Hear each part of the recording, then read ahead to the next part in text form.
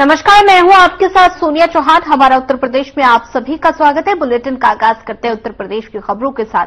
Fashion industry की जानी मानी शख्सियत रमोला बच्चन से हमारे चैनल हेड बृजमोहन सिंह रघुवंशी ने खास बातचीत की है और साथ ही इस दौरान रमोला बच्चन ने फैशन की बदलती दुनिया और नए ट्रेंड्स और इंडस्ट्री से जुड़े अपने अनुभवों को साझा किया। और क्या कुछ कहा रमोला बच्चन ने, आइए आपको सुना।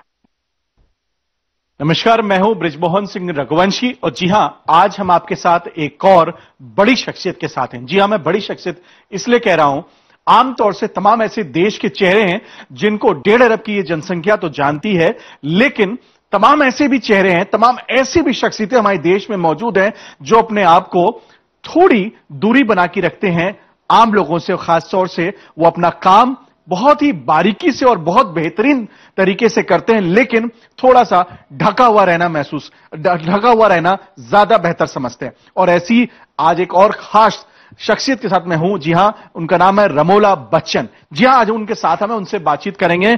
रमोला जी, आपका बहुत बहुत स्वागत है हमारे प्रोग्राम में और thank you so much for giving your precious time to Sadhana group. Today, I'm saying you that you are an eminent guest. We have been interviewing so many chief ministers, the industrialists, so many cabinet ministers, bureaucrats, but definitely I'm very much enlightened to have an interview of yours. So, in an introductory of words, what would you say about to our viewers actually? First of all, Brijmohan Lalji, let me thank you so much for giving me the opportunity to talk to your viewers, and thank you for your wonderful introduction. I think it is way too complimentary than I deserve, but I'm very grateful all the same. Thank you.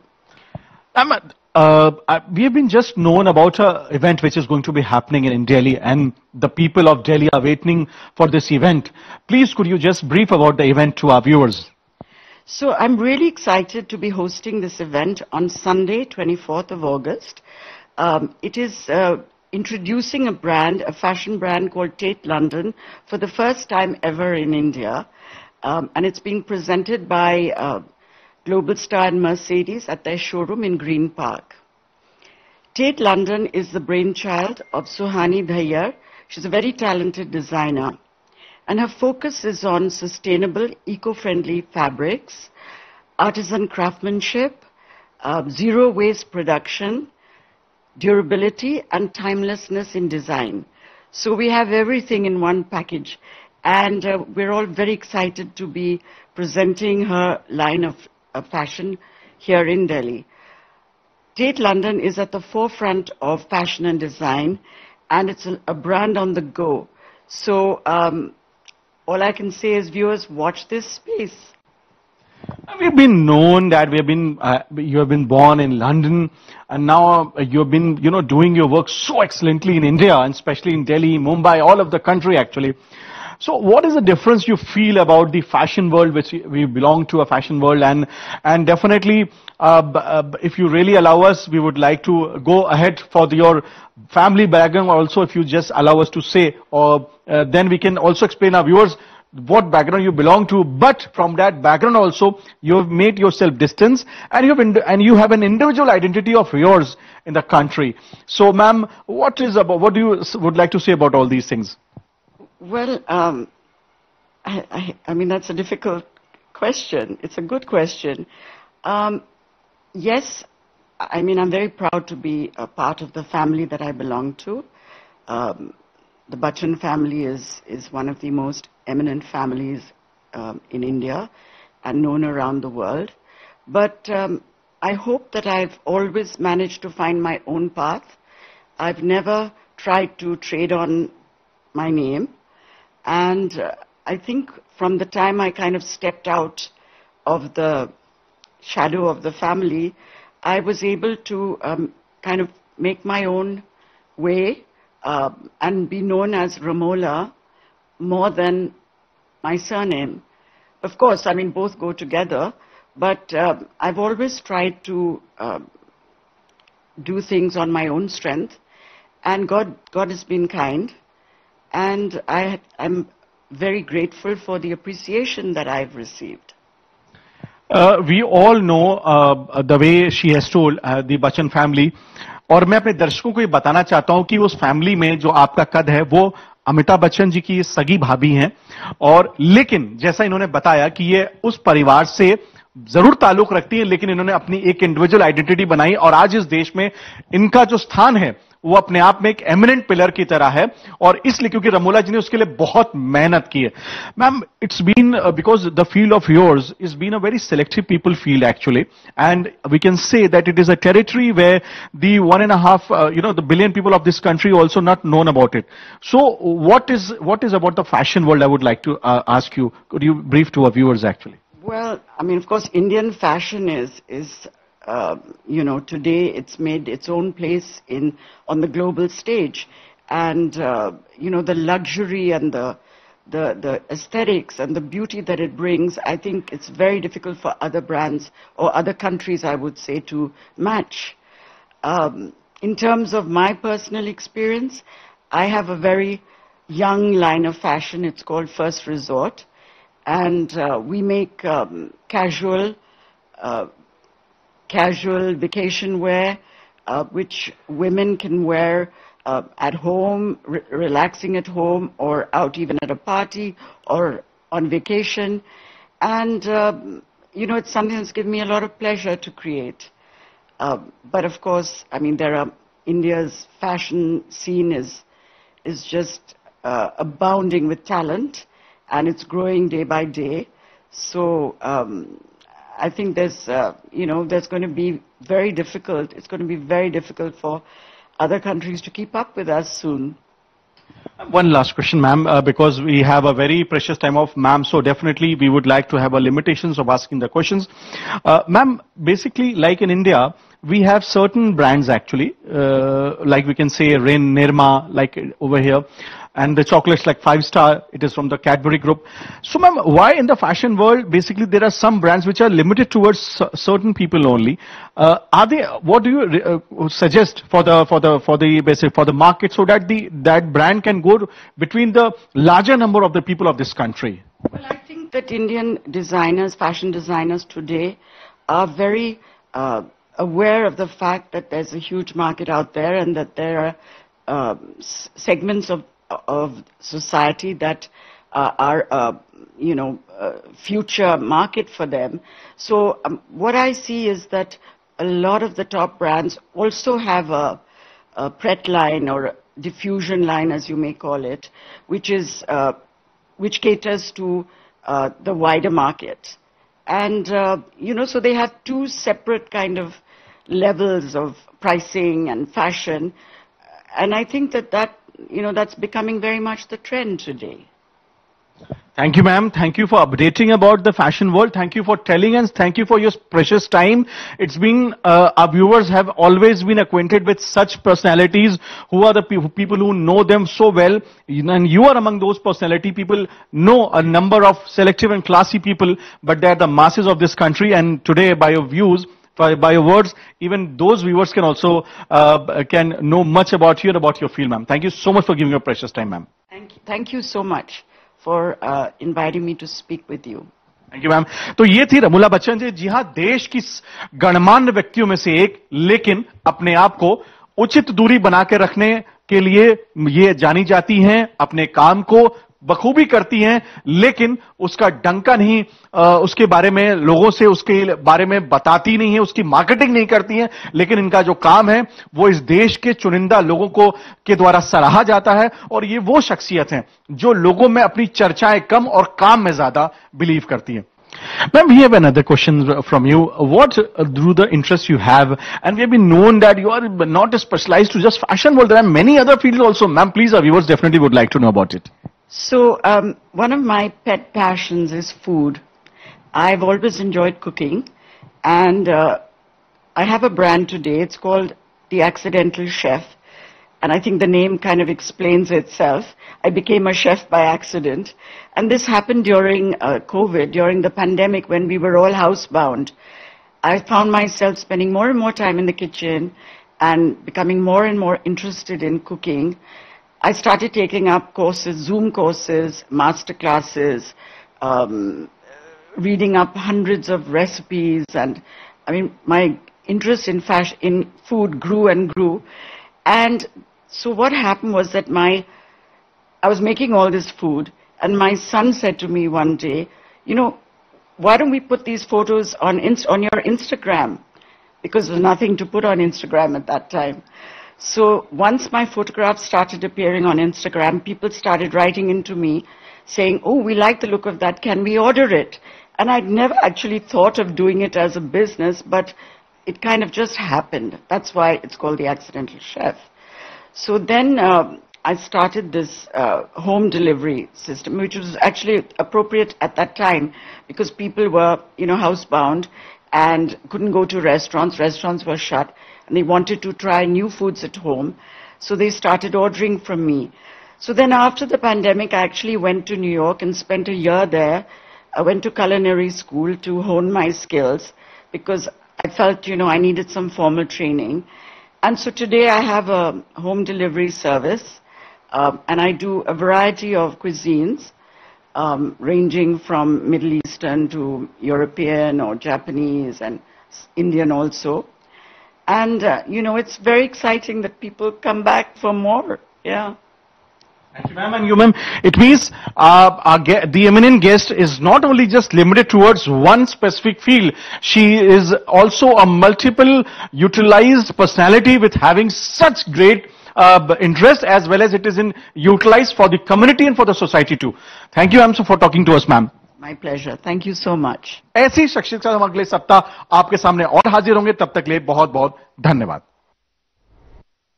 चलिए रुक करते अगली खबर का. थाना sector 58 police और वाहन चोर मोबाइल स्नैचर बदमाश के बीच मुठभेड़ हुई है और जिसको लेकर सेक्टर 58 पुलिस ने चौराहा से NIOS जाने वाले रास्ते पर सेक्टर 62 पर ट्रैकिंग की और तभी सामने से एक मोटरसाइकिल पर सवार दो व्यक्ति आते हुए दिखाई दिए, जिन्हें रुकने का इशारा किया गया, लेकिन वो नहीं रुके बल्कि मोटरसाइकिल मोड़कर भागने का प्रयास करने लगे और मोटरसाइकिल डिवाइडर से टकराने के बाद गिर गई और खुद को गिरता हुआ देख आरोपी ने पुलिस टीम पर जान से मारने की नियत से फायर किया और साथ ही पुलिस बल ने आत्मरक्षा के लिए जवाबी कार्रवाई में बदमाश पर गोली चलाई और बदमाश घायल हो गया. अभियुक्त के कब्जे से चोरी की एक बाइक, एक तमंचा, एक खोखा और जिंदा कारतूस बरामद किए गए. दूसरा व्यक्ति अंधेरे का फायदा उठाकर मौके से फरार हो गया.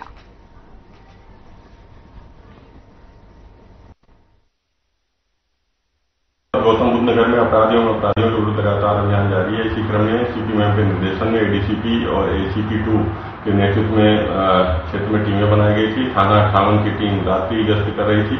इसी दौरान एक मोटरसाइकिल सवार आते हुए लोग दिखाई दिए, जिनको रोकने का प्रयास किया गया तो उन्होंने पुलिस पर फायर किया, जिसमें जवाबी फायरिंग में एक अपराधी घायल हुआ है, जिसका नाम पूछताछ में धीरेन्द्र उर्फ लंबू उर्फ धीरज परिहार पता चला है. तो इससे गहनता से पूछताछ की गई तो पता चला कि ये लगातार क्षेत्र में मोटरसाइकिलों से अपने साथी अमन के साथ घूम करके क्षेत्र में चोरी किया करता था, मोबाइल स्नैचिंग किया करता था, लोगों को धमकी दिया करता था और व्हीकल चोरी किया करता था. लगातार क्षेत्र में घटनाएं कर रहा था. अभी ये गिरफ्तार हुआ है. इसके पास से एक तमंचा, मोटरसाइकिल, इसमें मोबाइल आदि बरामद हुए हैं. इसको गिरफ्तार करके विधिक कार्रवाई की जा रही है.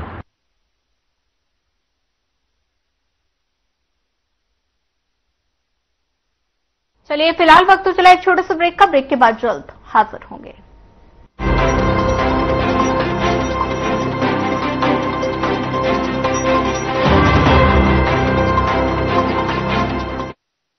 यशस्वी प्रधानमंत्री नरेंद्र मोदी जी के मार्गदर्शन में माननीय मुख्यमंत्री योगी आदित्यनाथ जी द्वारा अपनाई गई परंपरा के साथ प्रगति की नीति गोवंश संरक्षण और गोधन इकोनॉमी की दिशा में समूचे देश के लिए बन गई एक मॉडल योजना.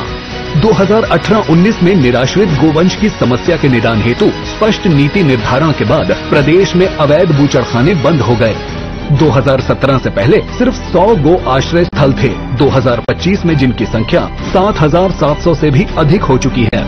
मुख्यमंत्री सहभागिता योजना के अंतर्गत गोवंश के भरण पोषण के लिए DBT के माध्यम से वितरित की जा रही है सहायता राशि. 2017 के बाद गोधन उत्पादों के अर्थतंत्र को पहली बार समझा गया तो आर्थिक उन्नति का नया मॉडल भी स्थापित हो गया. महिला स्वयं सहायता समूहों की सक्रिय भूमिका ने ग्रामीण क्षेत्रों में सृजित किए रोजगार के नए अवसर. काम दमदार, डबल इंजन सरकार. लोग सेहत बनाने के लिए क्या क्या नहीं करते, जिम जाते हैं, कसरत करते हैं, काजू बादाम प्रोटीन के डिब्बे तक घोल घोल कर पीते हैं, फिर भी उनकी सेहत नहीं बनती, क्योंकि उनका पाचन तंत्र खराब है। और जब तक के पाचन तंत्र दुरुस्त नहीं होगा, वो जितना मर्जी अच्छे से अच्छा खा ले, उनकी सेहत नहीं बन सकती। इसलिए हमारी संस्था सन्यासी आयुर्वेदा ने एक ऐसी दवा का निर्माण किया है जो कि आपके लिवर को, आपके पाचन तंत्र को दुरुस्त करने का काम करती है, ताकि आप जो भी खाएं उसका पूरे का पूरा निचोड़ आपके शरीर को लगे, आपकी भूख बढ़े, खाया पिया सही से लगे, नया खून बने, हड्डियों में जान आए, वजन बढ़े और आप मोटे तगड़े खूबसूरत पर्सनैलिटी के मालिक बन जाए।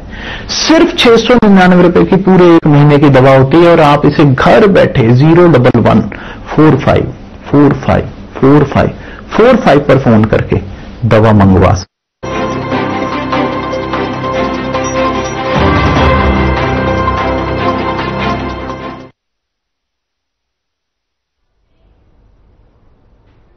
ब्रेक के बाद आप सभी का स्वागत है। रुक करते हैं अगली खबर का। उत्तर प्रदेश के पूर्व मुख्यमंत्री कल्याण सिंह की चतुर पुण्यतिथि और तृतीय हिंदू गौरव दिवस के अवसर पर जनपद अलीगढ़ में कार्यक्रम का आयोजन किया गया, जिसमें मुख्यमंत्री योगी आदित्यनाथ शामिल हुए हैं। क्या कुछ कहा, सुन पाते हैं।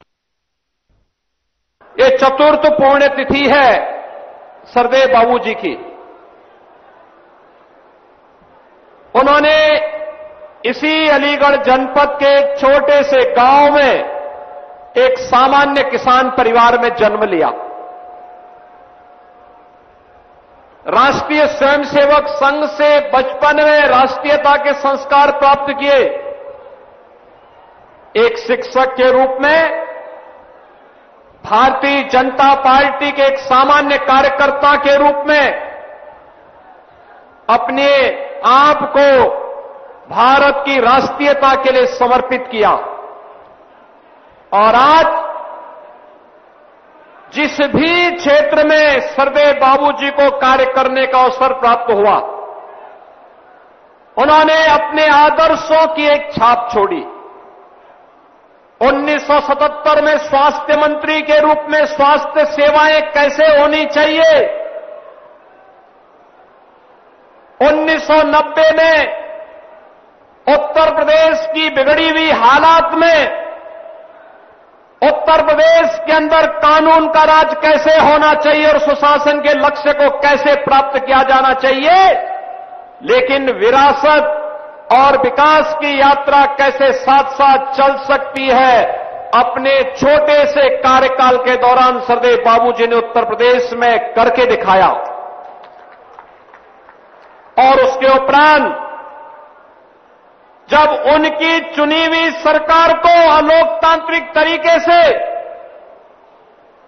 कांग्रेस ने भंग करने का काम किया था, बर्खास्त करने का काम किया था, राम जन्मभूमि के लिए उन्होंने क्षण भर की भी देरी नहीं की और अपने पद को छोड़ करके उन्होंने इस बारे में कहा था कि हां, अयोध्या में विवादित ढांचा के गिरने की जिम्मेदारी मैं ले रहा हूं अपने ऊपर, किसी राम भक्त का कोई बाल बांका नहीं होना चाहिए।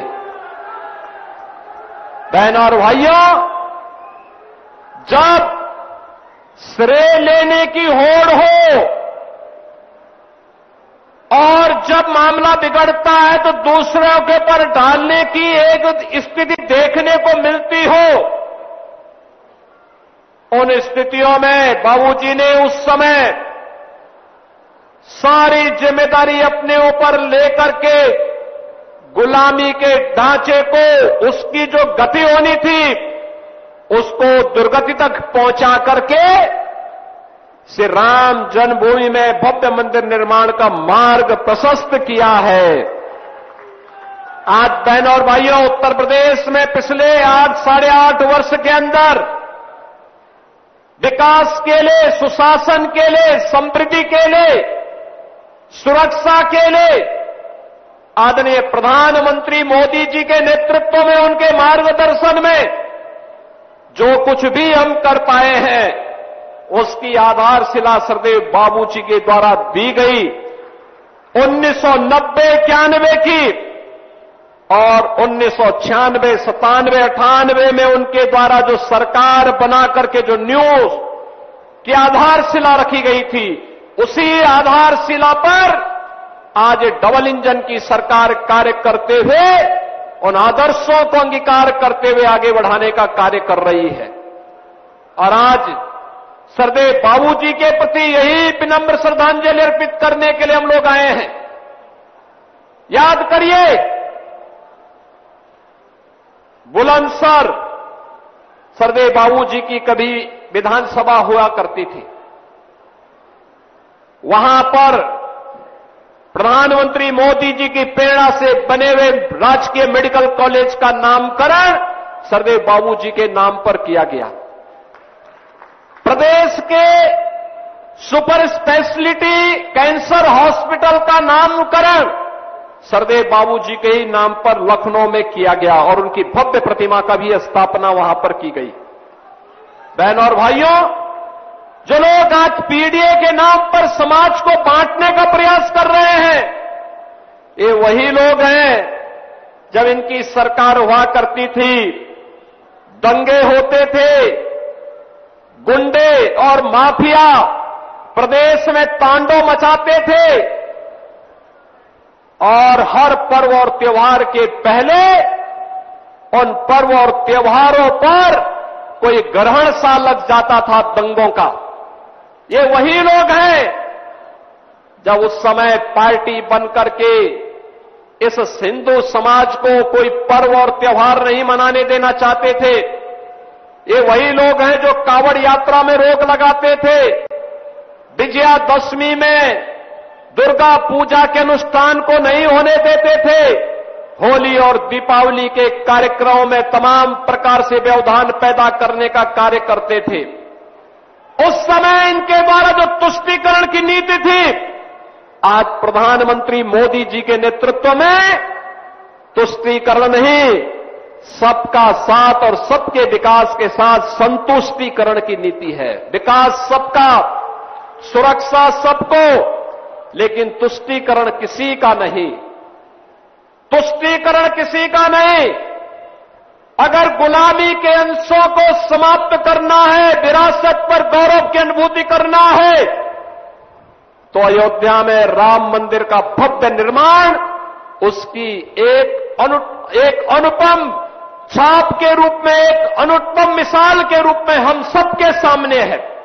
हम सब अयोध्या की इस विरासत पर गौरव की अनुभूति करते हैं।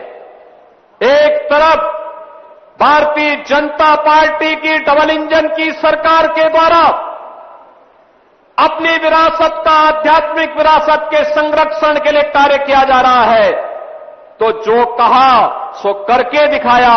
जम्मू कश्मीर में धारा 370 समाप्त करके हमेशा के लिए आतंकवाद पर नकेल कसने के लिए जो कार्य किया गया, यह अभी स्वतंत्र भारत और 140 करोड़ का भारत आज उसका प्रत्यक्षदर्शी है। वो इस बात का अनुभव कर रहा है कि घोषणाएं बहुत होती थी, लेकिन उसका मूर्त रूप आज देखने को मिल रहा है। लेकिन जो लोग आज पीडीए की बात करके समाज की एकता को खंडित करना चाहते हैं, इनसे पूछना चाहिए, जब प्रदेश में दंगों की आग लगी थी, प्रदेश का नागरिक, चाहे वह अलीगढ़ के दंगे हो, बरेली के दंगे हो, मुजफ्फरनगर के दंगे हो, मेरठ के दंगे हो, जिन लोगों की बोलती दंगों के समय पीड़ित हिंदुओं के पक्ष में नहीं होती थी, पीड़ित में से दलित भी था, पिछड़ा भी था, व्यापारी भी था, सामान्य हिंदू भी था, अकेले भारतीय जनता पार्टी उनके पक्ष में खड़ी होती थी। तब भी भारतीय जनता पार्टी खड़ी होती थी। पिछले 8.5 वर्ष में प्रदेश दंगा मुक्त हुआ है, गुंडागिर्दी और माफियागिरी से मुक्त हुआ है। लेकिन आज फिर से इस एकता को खंडित करने के लिए जो बातें परिवार डेवलपमेंट अथॉरिटी के द्वारा फिर से प्रारंभ किया गया है, ये परिवार डेवलपमेंट अथॉरिटी जो सबका साथ की तो बात करता है लेकिन परिवार के विकास की बात करता है। और इन्होंने 4 बार प्रदेश में समाजवादी पार्टी की सरकार आने।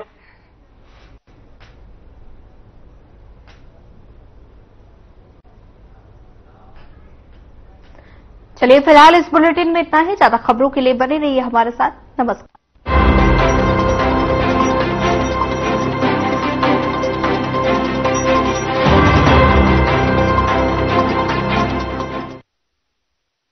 आधी आबादी को पूरा अधिकार देने के अभियान में